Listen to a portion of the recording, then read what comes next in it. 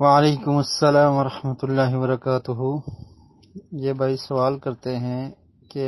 اکیلا آدمی نماز میں قنوت نازلہ پڑھ سکتا ہے یا نہیں۔ اصل میں قنوت نازلہ اس وقت کی جاتی ہے جب مسلمانوں پر کوئی پریشانی، کوئی مصیبت آن پہنچے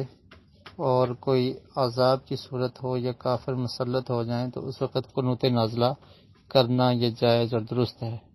اور پھر اس کو ہر نماز میں کیا جا سکتا ہے۔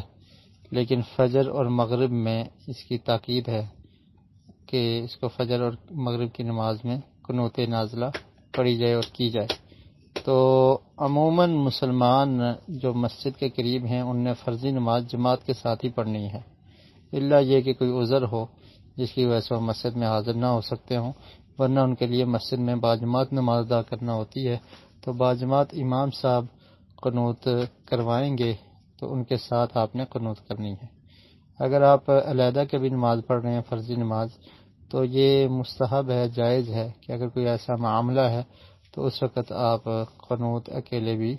کر سکتے ہیں کہ کوئی مسلمانوں پر بہت بڑی مصیبت آئی ہے، تو اس کے لیے اگر آپ دعا کر رہے ہیں تو آپ کسی فرض نماز کی آخری رکعت میں رکوع کے بعد قنوت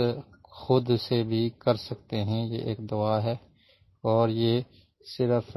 قنوت نازلہ کا حکم ہے، یعنی جب